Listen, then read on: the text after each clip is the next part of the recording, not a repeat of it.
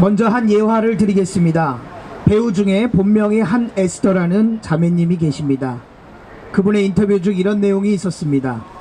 저는 어린 시절 남자처럼 놀았습니다. 싸움도 잘하고 키도 커서 남자애들도 때리는 골목 대장이었습니다. 여중에 갔을 땐 인기가 많아서 내가 여자를 좋아하나 이런 생각이 문득 들었고, 고등학생 때에는 정체성의 혼란으로 레즈비언 사교 모임에도 간 적이 있었다고 합니다. 정말로 저를 잡아준 거는 그건 아니다라는 기준이었습니다. 그 기준은 크리스천 가정에서 자란 신앙관이었습니다. 20살이 넘어서야 성 정체성이 정립되게 되었습니다.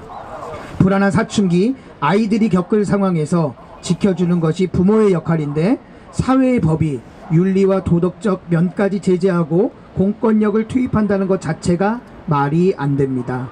제가 중학교 때 일이 만약 차별금지법이 통과된 환경에서 자랐더라면 저는 100% 레즈비언이 됐을 것입니다.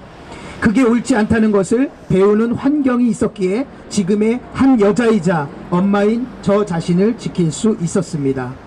그리고 과거에 이태원에서 많이 놀았다 보니 주위에 게이와 트랜스젠더 친구들이 많이 있는데, 그 친구들을 보면서 정신적인 요인이 크다는 것을 알게 되었습니다.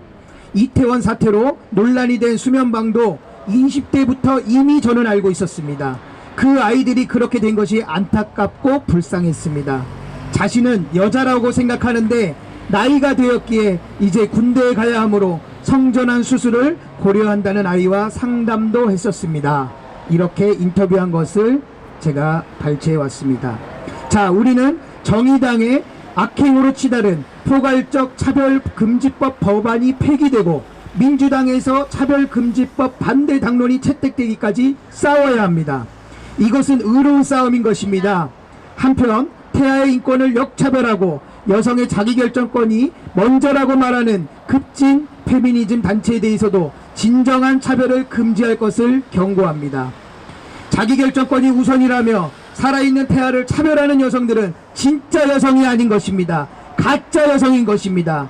그들이 잉태와 태아기 그리고 출산기와 청소년기를 거치지 않았다면 지금의 자기결정권은 절대로 존재치 않는다는 것을 알아야 할 것입니다.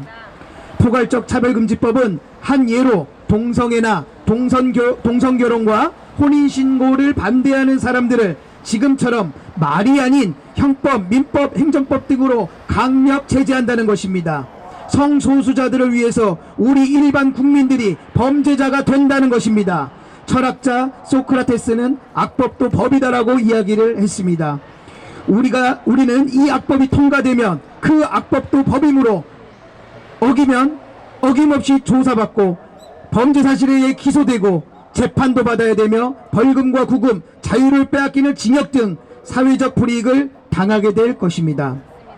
세상을 창조하시고 섭리 안에 운영하고 계시며 세상 끝날까지 기준되어 주시는 하나님의 말씀을 가르치지도 듣지도 실행하지도 못하는 우리들의 삶을 그때 가서 후회해도 소용이 없는 것입니다.